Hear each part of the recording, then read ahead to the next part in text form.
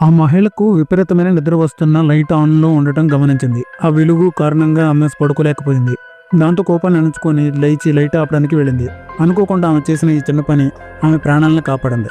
ఆమె లైట్ ఆపి వెళ్ళిపోతున్నప్పుడు అకస్మాత్తుగా ఒక భయంకరమైన దృశ్యాన్ని ఆమె చూసింది. ఆమె నమ్మలేకపోయినా దగ్గరికి వెళ్లి గమనించింది. అక్కడ సీసీటీవీ మానిటర్‌లో ముగ్గురు వ్యక్తులు రహస్యంగా మెట్లు ఎక్కుతుండటం చూసింది. ఈ భయంకరమైన దృశ్యం చూసి ఆమె శరీరం నియంత్రణ కోల్పోయి వణుకు మొదలయ్యింది. కానీ ఆశ్చర్యకరంగా ఆమె దాక్కోవడానికి ప్రయత్నించకుండా తన స్థానం తెలిసిపోతుందని తెలిసి నేరుగా పైకి పరిగింది. ఆమె నేరుగా ఒక గదిలోకి దూసుకుపోయింది.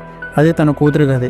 దొంగలు వెంటనే పైకి రాబోతున్నారని చూసి ఆందోళనలో ఆమె పక్కనే ఉన్న పెక్యులర్ యాసిడ్ ని తీసుకుని తన కూతురి ముఖంపై పూసింది. తర్వాత ఆమె కూతురిని లాక్కుని బయటకు పరిగెత్తింది. కానీ బయటకు రాగానే ముసుగు వేసుకున్న ఒక దొంగ వారిని అడ్డుకున్నాడు. ఆమె కూతురుతో సహా ఆమె వెనక ఉన్న లిఫ్ట్ లోకి దూకింది. దాని ద్వారా ఆ ముసుగు మనిషి బయటే ఉంచింది. కానీ ఆ రెండో అంతస్తులో ఉన్న జడల అబ్బాయి అప్పటికే వేచి ఉన్నాడు. అతను ఎంత ప్రయత్నించినా లిఫ్ట్ తలుపు తెరవలేక ఆ కూతురు కిందకి పడడం చూసి ఉండిపోయాడు. వారు ఇంకా ఊపిరి పీల్చుకోక ముందే జడల అబ్బాయి మెట్ల మీద మొదటి అంతస్తుకు చేరుకున్నాడు. ఈలోగా ఆ తల్లి కూతుర్లు తిరిగి లిఫ్ట్ లో రెండో అంతస్తుకు పంపారు. ఈ లిఫ్ట్ చాలా తెలివైంది. అది అబ్బాయిని బాగా ఆట పట్టించింది. తర్వాత వారిద్దరూ నేరు బేస్మెంట్ లోకి పారిపోయారు. జడల అబ్బాయి రాకముందే స్టీల్ డోర్ ను మూసివేశారు. దొంగలు లోపలికి రాలేరని చూసి తల్లి కూతురు కాస్త ఊపిరి పీల్చుకున్నారు. కానీ నేలపై కూర్చొని ఏం చేయాలో తెలియక తలలు పట్టుకున్నారు. అయితే వారు వెంటనే ఒక సాధారణమైన విషయాన్ని గమనించారు. సీసీటీవీలో దొంగలంతా కిందకి వెళ్లి సుత్తులు మేకులు తీసుకొచ్చి ఆ తలుపులను కిటికీలను లోపల నుంచి మూసివేశారు. ఆ తర్వాత వారు పెద్ద సుత్తి తీసుకుని రావడానికి చూశారు. కింద నుంచే దాడికి సిద్ధమయ్యారు. తల్లి కూతుర్ల శబ్దం విని ఏం చేయాలో తెలియక నిస్సహాయంగా ఉన్నారు. సరిగ్గా అదే సమయంలో వారికి పక్కనే ఉన్న గోడ కొద్దిగా కదలటం మొదలైంది. కూతురు వెంటనే పక్కింటి వాళ్ళకి శబ్దం విని నిరసన తెలుపుతున్నారని గుర్తించింది. వెంటనే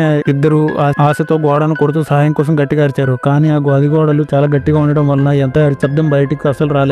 ఆ గదిని చాలా ప్రత్యేకంగా తయారు చేశారు. అదృష్టవశాత్తు కింద ఉన్న దొంగల్లో ఒకరు కూడా ఒక సమస్యగా ఎదురైంది. ఆ తల్లి కూతురు ఊపిరి పీల్చుకునే లోపే సీసీటీవీలో మరొక దొంగ గోడను బలంగా పగలగొట్టడం కనిపించింది. కొద్దిసేపటి క్రితం మా గోడ ఖాళీగా ఉంది. అంతను గుర్తించాడు. దానిని వెనుక ఏదో రాసి ఉందని అనుకుని సుత్తితో పగలగొట్టాడు. అక్కడ గాలి వెంటిలేషన్ వైపు కనిపించింది. తర్వాత ఆ దొంగ డ్రిల్ మిషన్ తీసుకుని పైపు పైన దిండు పెట్టి డ్రిల్ చేశాడు. అక్కడ ఒక చిన్న రంధ్రం పట్టింది. అతను వెంటనే గ్యాస్ పైపును ఆ రంధ్రంలోకి దూర్చాడు. విషపు గ్యాస్ తో వాటిని బయటకు పంపాలని అతను ప్లాన్ చేశాడు. ఆ గ్యాస్ పైప్ లో నుంచి నేరుగా ఆ గదిలోకి ప్రవేశించింది. ఆ మహిళ రంధ్రం దగ్గరకు చూసేందుకు వెళ్ళగానే ఆ విషపు వాయువు తాకి ఆమె చనిపోబోయింది. అయితే బయట నుంచి గ్యాస్ నిరంతరం వస్తుండడంతో అక్కడ ఉంటే విషం పీల్చి చనిపోతామని తల్లి గ్రహించింది. దాంతో ఆమె బాధను భరిస్తూనే గదిలో ఏదైనా ఉపయోగపడే వస్తువు దొరుకుతుందేమని వెతకడం మొదలుపెట్టింది. అప్పుడే ఆమెకు లైటర్ దొరికింది. ఆమె ఒక ప్రమాదకరమైన నిర్ణయం తీసుకుంది. కూతురిని ఒక ప్రైర్ బ్లాంకెట్ ను విసిరింది. ఆ మహిళ ఆ లైటర్ ను మెల్లగా పైపు దగ్గరకు తీసుకువెళ్లి లోపలికి దూర్చింది. బయట ఉన్న దొంగలకు శబ్దం